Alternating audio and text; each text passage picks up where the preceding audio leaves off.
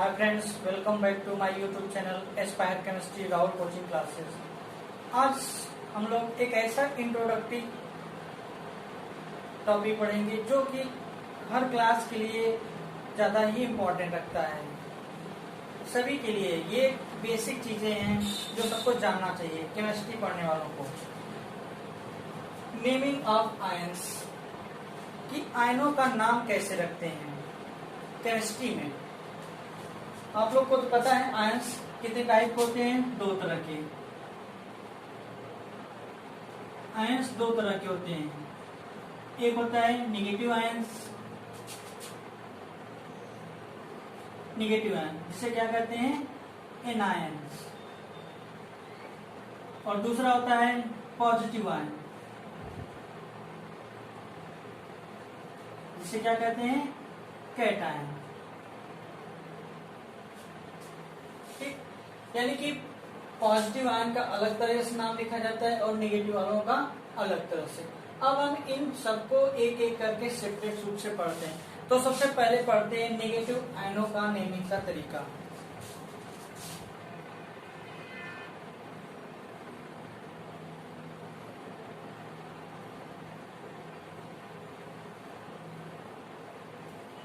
Negative ions, देखो कोई भी निगेटिव आयंस होगा उसका लास्ट में जो सफिक्स होते हैं, देखिए सफिक्स प्रीफिक्स, केमिस्ट्री में दो चीजें यूज की जाती हैं, एक सफिक्स दूसरा प्रीफिक्स। सफिक्स वो चीजें होती हैं जो किसी भी शब्द के लास्ट में जोड़ी जाती हैं, और प्रीफिक्स वो चीज होता है जो किसी भी शब्द के पहले जोड़ी जाती हैं। ठीक, समझ में आया कि नहीं। देखो आयंस कोई भी अगर निगेटिव आयन है तो उसका जो इंडेड होगा यानी कि उसका जो सफिक्स होगा या तो IDE होगा या तो ITE होगा या तो एट होगा। यानी कि कोई भी निगेटिव आयंस होंगे उसके लास्ट में क्या होगा, यानी कि किससे इंडेड होगा, इंडेड विथ IDE या ITE या होगा एट। यानी कि कोई भी निगेटिव कंटेनिंग आयंस है केमिस्ट्री में तो उसके जो शब्द होंगे लास्ट में ये तीन वर्ड ही आएंगे, IDE, ITE या ATE। अब आपको ये जानना है कहाँ IDE यूज होता है, कहाँ ITE यूज होता है, कहाँ एट सफिक्स लगाए जाते हैं।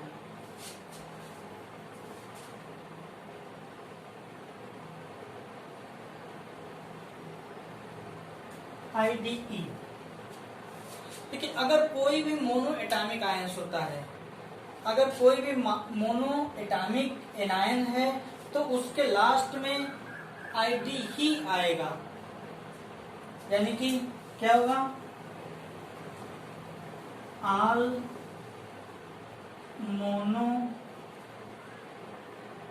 एटॉमिक। ऑल मोनो एटॉमिक जो एनायंस होते हैं उसके लास्ट में हमेशा कैसा जोड़ा जाता है, क्या IDE।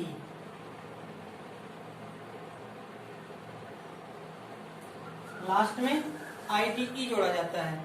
अब यानी कि ये पता चलता है कि कोई भी मोनोटॉमिक है अगर एनायन होगा तो लास्ट में ID ही होगा। अब ये आपको डिसाइड करना कि चार्ज कैसे डिसाइड कर दें। यानी कि अगर कोई भी मोनोटॉमिक हो सकता है चार्ज एक हो सकता है दो हो सकता है तीन हो, तो ये चार्ज को कैसे डिसाइड करेंगे। इसको सीखने के लिए आपको एक चीज सीखना पड़ेगा। देखिए अगर कोई भी एलिमेंट हो, कोई भी एलिमेंट उसके जो वैलेंस इलेक्ट्रॉन होते हैं, वैलेंस इलेक्ट्रॉन में से 8 माइनस कर देंगे, जो कुछ आएगा वो एलिमेंट होगा और लास्ट में IDE जोड़ देंगे तो जो बचेगा एलिमेंटाइड हो जाएगा।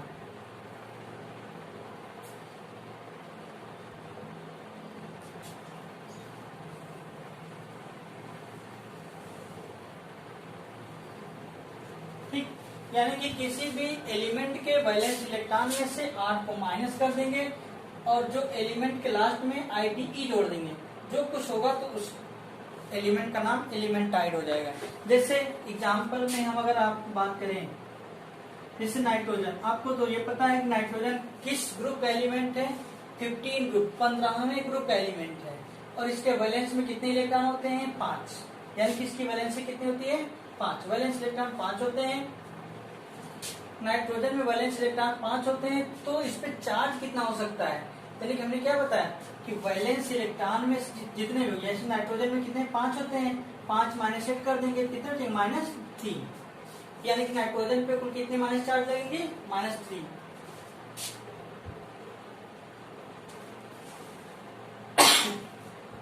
और यानी कि क्या होगा? इसे कहते क्या है? नाइट्राइड।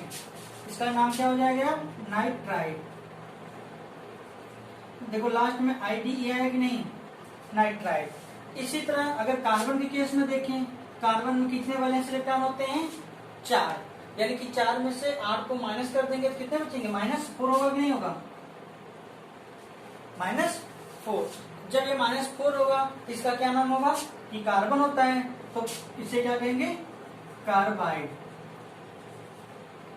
लास्ट में आईडी आया कि नहीं?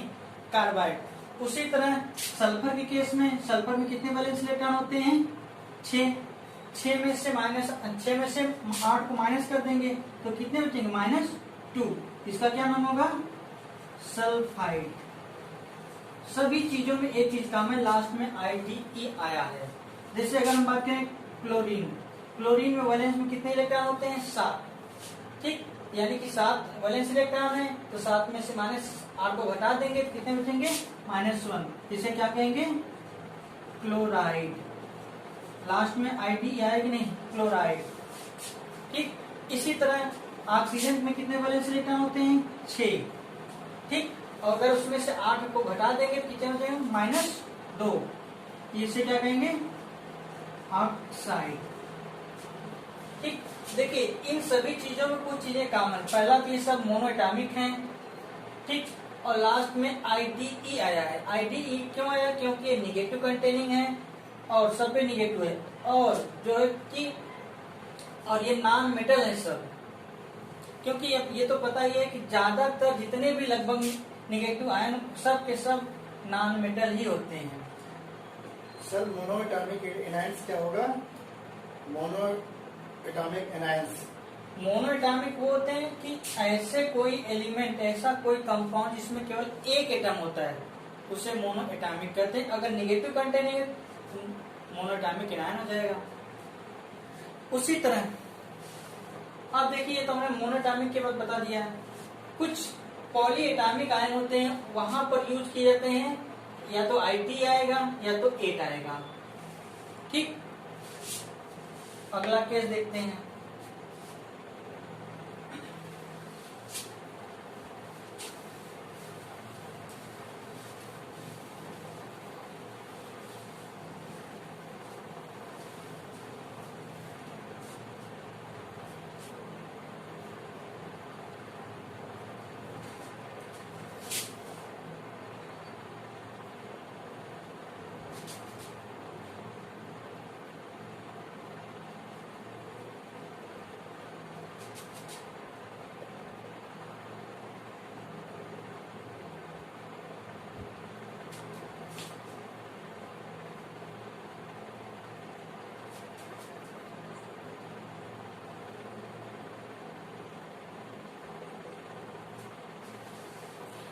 देखिए अब होता क्या है कि कोई भी पॉली एटॉमिक एनायन है, अगर एक ही प्रकार के एलिमेंट्स का बना होगा तो वहां भी आईडी ही वर्ड सफिक्स के रूप में यूज किया जाएगा। ठीक, जैसे N3 ना, जैसे यहाँ पर देखो नाइट्रोजन की एटॉमिसिटी कितनी है? 3। ठीक, एटॉमिसिटी कितनी है? 3। जैसे होता क्या है कि जनरली क्या कहा जाता है, नाइट्रोजन अगर कोई कंपाउंड होता है 3 एटॉमिक, उसे एजाइड वर्ड यूज किया जाता है। ठीक ना, और इसकी वैलेंसी 1 होती है, यानी कि एक निगेटिव आयन होता है इस पे। तो ये देखो निगेटिव आयन कंटेनिंग है और पॉलीएटॉमिक है और सेम प्रकार के, एक ही प्रकार के 3 एटम से मिलकर बना है, और इसका नाम होता है एजाइड। एजाइड। तो लास्ट में आईडी वर्ड आया कि नहीं आया? ठीक, उसी तरह O2 -2, O2 -2 को क्या कहते हैं? पर ऑक्साइड। पर ऑक्साइड, पर ऑक्साइड। देखो लास्ट में आया कि नहीं IDE। देखिए पेरोक्साइड क्या होता है, जब दो ऑक्सीजन एटम आपस में डायरेक्टली अटैच होते हैं उसे पेरोक्साइड कहते हैं। जैसे H2O2 हाइड्रोजन पेरोक्साइड, आपको तो ये पता है हाइड्रोजन का स्ट्रक्चर कुछ ऐसा होता है। तो यहाँ पर देखो हाइड्रोजन हाइड्रोजन आपस में जुड़े कि नहीं। उसी तरह सोडियम पेरोक्साइड में क्या होगा, यानी सोडियम पेरोक्साइड Na2O2, ठीक। वहां पर भी क्या होगा, ऑक्सीजन ऑक्सीजन आपस में जुड़े होंगे और फिर सोडियम लगा होगा। जैसे बेरियम पेरोक्साइड BaO2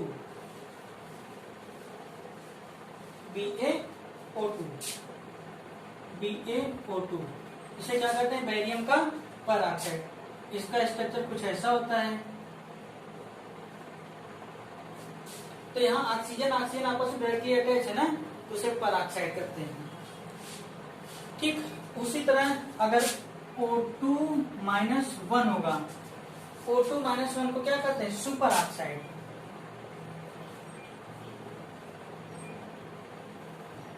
तो लास्ट में ID वर्ड आया कि नहीं, तो आपको पता चल गया होगा ID वर्ड कहाँ यूज करते हैं।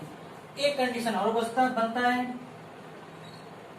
अगर कोई पॉली एटॉमिक एनायन हो और उसमें ऑक्सीजन नहीं हो तो वहां भी ID वर्ड यूज किया जाता है, ठीक।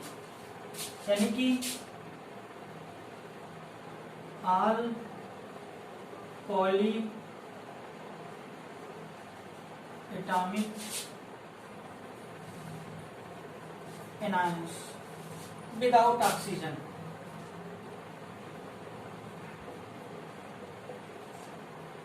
विदाउट ऑक्सीजन, यानी कि अगर पॉली एटॉमिक आयन हो और वो आयन्स अलग अलग एलिमेंट से मिलके बना हो और उसमें ऑक्सीजन भी ना हो, तब जाके ये केस वहां एप्लीकेबल होगा।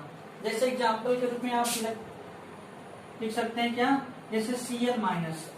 देखिए ये अलग अलग दो एलिमेंट कार्बन और नाइट्रोजन से मिलकर बना, इसमें ऑक्सीजन भी नहीं है और निगेटिव आयन कंटेनिंग यानी कि एनायन भी है।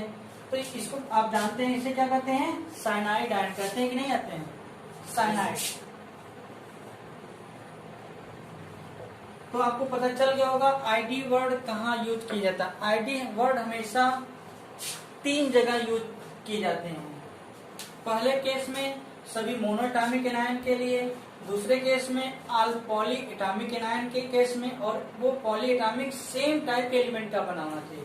और तीसरा केस वो होता है all poly atomic anion of different element but oxygen उसमें नहीं होना चाहिए, ठीक।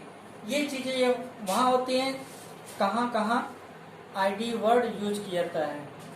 और आपको हम शुरू में ही बताए थे कि कोई भी नेगेटिव आयंस होते हैं उसके लास्ट में या तो ID वर्ड होता यूज होता है, या तो ITE वर्ड होता है, या तो 8 वर्ड यूज होता है। अब हम ID के बारे में बता चुके हैं, अब ITE के बारे में बताएंगे, 8 के बारे में बताएंगे।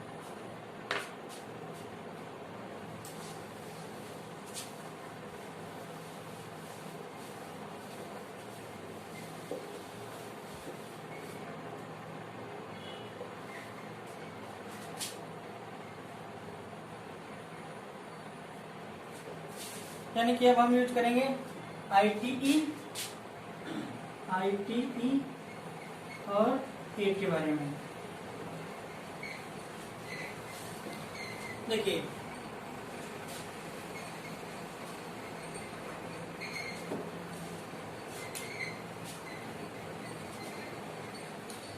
IT या 8 वहां यूज किया जाता है जो डिफरेंट एलिमेंट होंगे और उसमें ऑक्सीजन का होना मस्ट रहेगा, यानी कि all poly atomic anions with oxygen, यानी कि जिसमें ऑक्सीजन होगा। और ऐसे एनायन जिसमें ऑक्सीजन होता है उसे ऑक्सी एनायन कहते हैं। यानी कि all poly atomic anions of different element,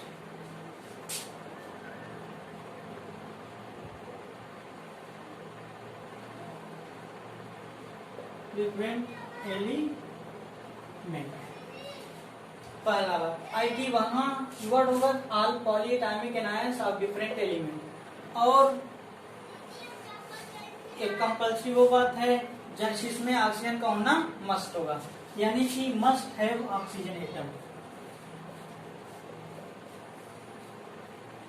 must have oxygen atom.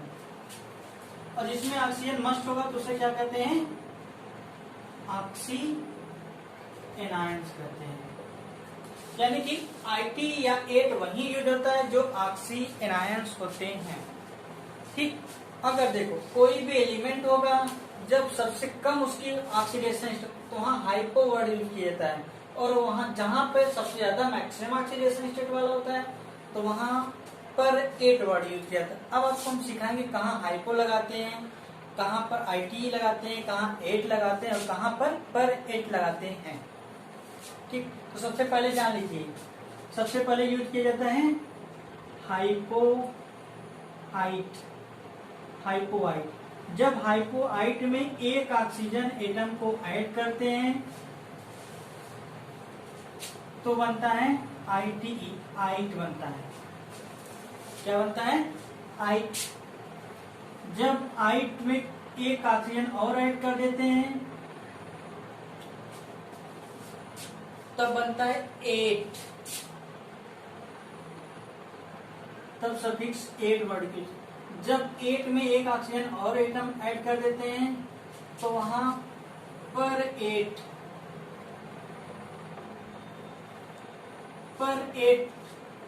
Suffix use किया जाता है। अब हम एग्जाम्पल में आपको ये दिखाएंगे, जैसे ClO-, देखो इसको क्या करते हैं, ClO-1 चार्ज है, इसका नाम होता है हाइपोक्लोराइट, हाइपोक्लोराइट, इसका नाम होता है हाइपोक्लोराइट। ठीक, हाइपोक्लोराइट, क्योंकि यहाँ पर देखिए क्लोरीन की ऑक्सीडेशन स्टेट सबसे कम +1 है ना। फिर उसके बाद अगर हाइपोक्लोराइट में एक ऑक्सीजन और जोड़ देंगे तो अगला कंपाउंड क्या बन जाएगा, ClO2-। ठीक, ClO2-, तब इसका नाम होता है क्लोराइट।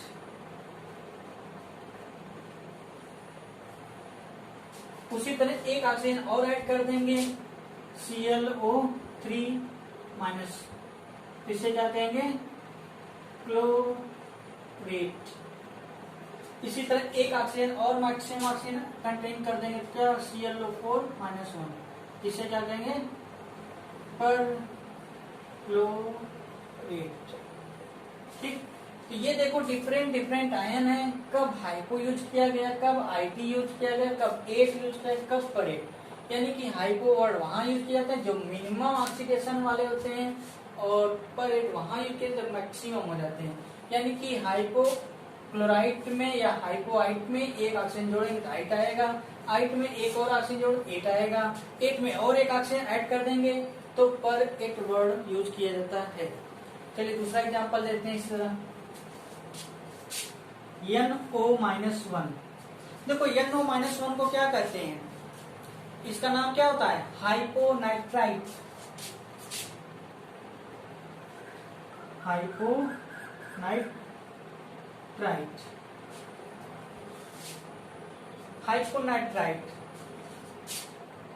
अगर इसमें एक ऑक्सीजन और जोड़ देंगे तो दूसरा कंपाउंड क्या बन जाएगा, NO2-1, इसे क्या कहेंगे, नाइट्राइट, नाइट्राइट कहेंगे। उसी तरह एक ऑक्सीजन और जोड़ देंगे क्या बन जाएगा, NO3-1, इसे कहेंगे नाइट्रेट। ठीक, नाइट्रेट। अब नाइट्रेट में अगर एक ऑक्सीजन एटम और ऐड कर दें तो क्या बन जाएगा, पर नाइट्रेट, यानी कि NO4-1, इसे क्या कहेंगे, पर नाइट्रेट। अब आपको समझ आ गया होगा कब हाइपोआइट जोड़ते हैं, कब आइट जोड़ते हैं, कब 8 जोड़ते हैं, कब पर 8 जोड़ते हैं। ठीक, अब होता क्या है, अब हम आपको इससे थोड़ा सा बताते हैं। जब किसी ऑक्सी एनायन में हाइड्रोजन जोड़ देते हैं तो क्या बन जाता है, वो ऑक्सी एसिड बन जाता है। अब ऑक्सी एसिडों का नेम कैसे करते हैं?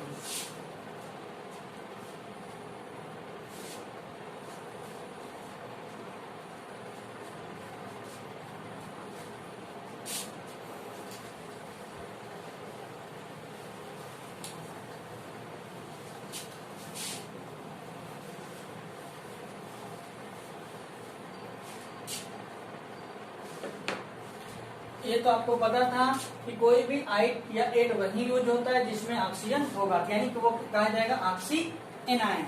यानी कि कोई किसी भी ऑक्सी एनायन में, ऑक्सी एनायंस, अगर ऑक्सी एनायंस में एक हाइड्रोजन एटम को ऐड कर दिया जाए तो उसे क्या कहते हैं, ऑक्सी एसिड। ऑक्सी एसिड उसे क्या कहते हैं, ऑक्सी एसिड। अब होता है, देखिए अब ऑक्सी जो एसिड होता है, अब ऑक्सी एसिड दो तरह से होते हैं, एक लोअर ऑक्सीडेशन स्टेट वाला और एक हायर ऑक्सीडेशन वाला।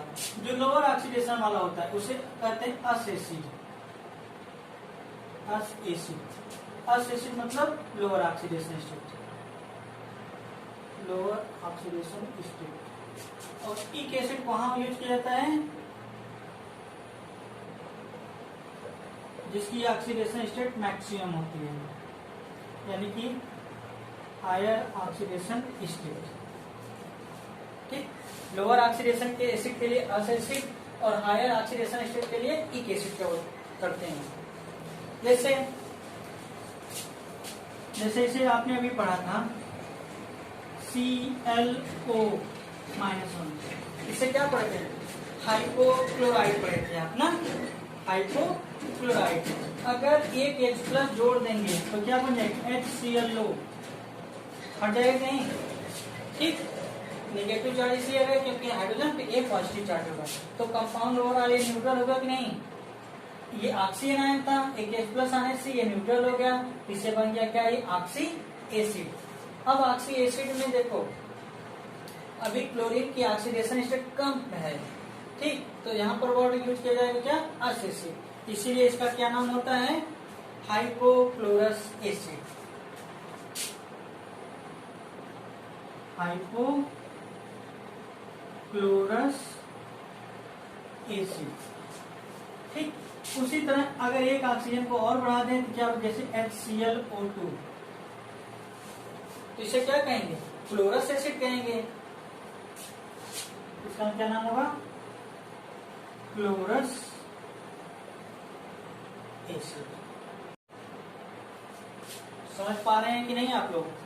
उसी तरह एक ऑक्सीजन एटम और बढ़ा दें HClO3, ठीक, तो क्या वर्ड यूज किएगा, क्लोरिक एसिड।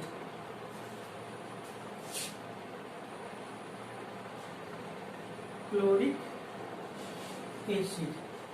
अब उसी तरह एक ऑक्सीजन एटम को और बढ़ा दिया HClO4। अब यहाँ पर देखिए क्लोरीन की ऑक्सीडेशन स्टेट मैक्सिमम है ना, जब मैक्सिमम होगा तो हमने आपको बताया था क्या यूज किया था, पर क्लोरिक एसिड।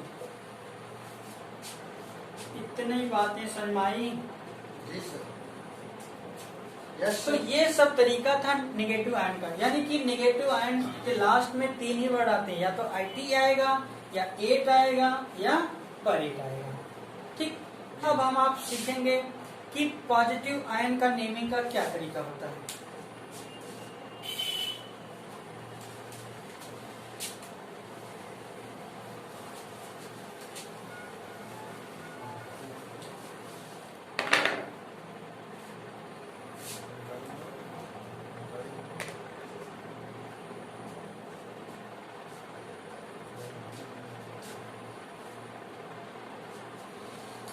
देखिए अब हम सीखेंगे positive ions.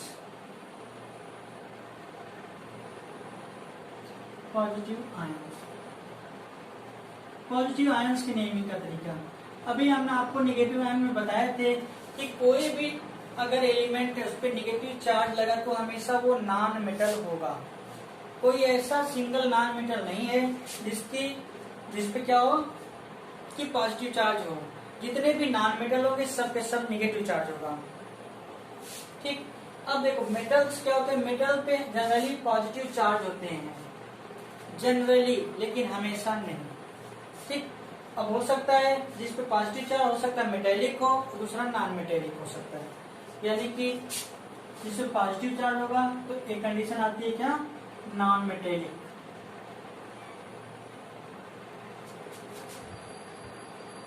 Non metallic,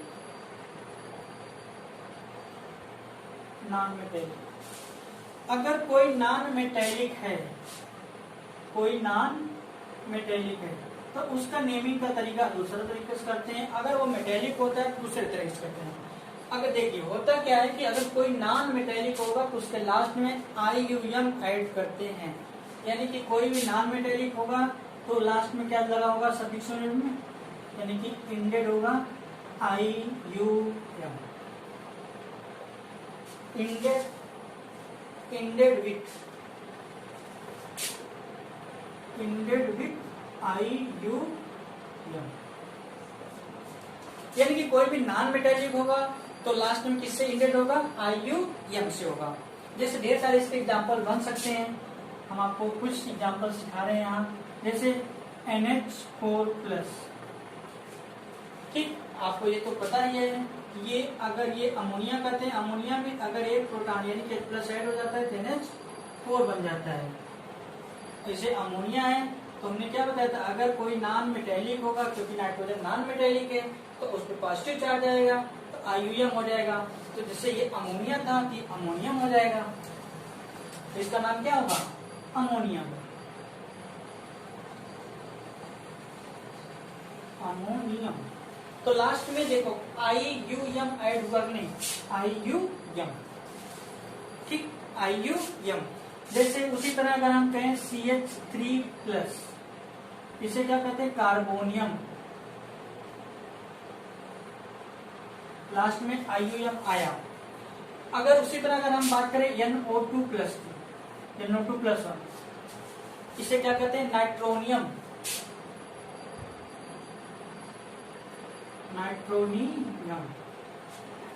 nitronium. उसी तरह अगर NO+ होगा तो क्या कहेंगे, NO+, इसका नाम होगा नाइट्रोसोनियम, नाइट्रोसोनियम। उसी तरह एक एग्जांपल और बन सकता है, कैसे H3O+, वाटर का दूसरा नाम एक्वा से यूज कर, एक्वा या हाइड्रो, ये इसका नाम क्या होगा, हाइड्रोनियम। इन सभी एग्जाम्पलों में एक चीज कॉमन, पहला सारे के सारे नॉन मेटेलिक हैं, दूसरे के देखो सबके लास्ट में IUM आया है, सभी के लास्ट में IUM आया है। ठीक, तो ये नॉन मेटेलिक का तरीका होता है। अब मेटेलिक का क्या तरीका होता है, मेटल का, अगर पॉजिटिव आयन है तो अगर मेटल होता है जनरली पॉजिटिव आयन होता है। अब दूसरा हम बताते हैं क्या, मेटल के केस में अगर वो मेटेलिक आयन होगा तो उसका नेमिंग कैसे करेंगे, मेटेलिक आयंस, जब मेटेलिक आयंस होगा तो उसका नेमिंग का तरीका क्या होगा। देखिए कोई भी मेटेलिक आयन होगा उसी तरह जैसे आप ऑक्सीडेशन पढ़ाए थे, अगर लोअर ऑक्सीडेशन स्टेट कंटेनिंग होगा अस लगा देंगे, अगर हायर ऑक्सीडेशन स्टेट होगा इक लगा देंगे। ठीक, यानी कि लोअर ऑक्सीडेशन स्टेट के लिए अस वर्ड यूज करेंगे और अस, दो चीजें, एक अस और इक। अस कहाँ यूज करते हैं, लोअर ऑक्सीडेशन स्टेट के लिए, और इक वर्ड कहाँ यूज करते हैं, हायर ऑक्सीडेशन स्टेट के लिए। हायर ऑक्सीडेशन, हाईएस्ट नहीं, हायर। ठीक, यानी कि लोअर और हाईएस्ट के बीच की कंडीशन होगा तो इक लगाते हैं। जैसे अगर हम बात करें एग्जांपल में Fe+2, आपको पता है आयरन दो ऑक्सीडेशन स्टेट में एग्जिस्ट करता है, +2 और +3। +2 के केस में यानी कि लोअर है ना, अगर इक्वल यानी +3 क्या होगा, हायर होगा। उसी तरह तुझे क्या कहेंगे, फेरस वर्ड यूज किया था कि नहीं, फेरस, अस आया कि नहीं। इसी तरह कॉपर प्लस 1 को, कॉपर प्लस 1 क्या कहते हैं, क्यूप्रस, लास्ट में अस आया कि नहीं। अब इसके केस में अगर इसी एग्जाम्पल को देखें हम, आयरन प्लस 3 होता है तो क्या कहते हैं, फेरिक कहते हैं। ठीक, अगर प्लस 2 हो जाता है, कॉपर प्लस 2 तो क्या कहते हैं, क्यूप्रिक।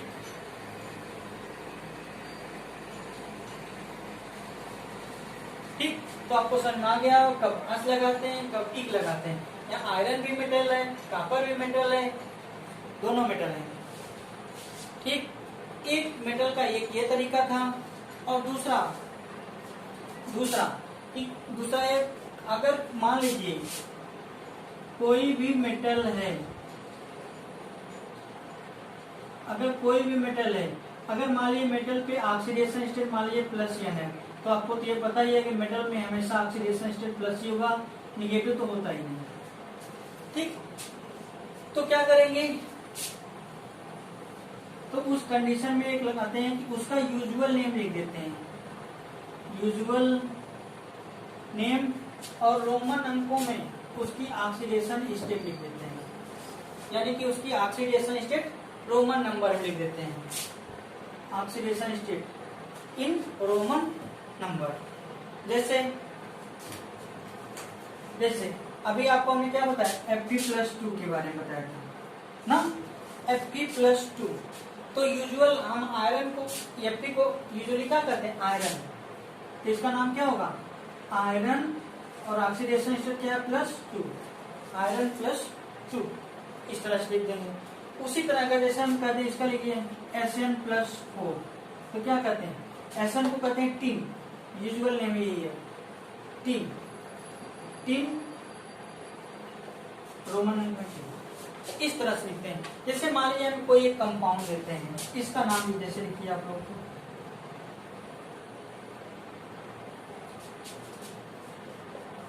FeCl3। देखिए हमने दो तरीके बताए हैं मेटल के नाम लिखने के, अगर मेटेलिक कंपाउंड होगा तो। ठीक, हम दोनों के बारे में बताते हैं। देखो, तो एक तो ये होगा, पहली बात देखो, आयरन पे ऑक्सीडेशन स्टेट कितनी होगी, +3 होगी, तो +3 होगी तो मतलब इक वर्ड यूज होगा, जैसे आपको यहाँ बताया गया था। ठीक, और इक जब हायर ऑक्सीडेशन स्टेट और उसके साथ में कोई नॉन मेटल जो तो उसका नाम लिख देंगे।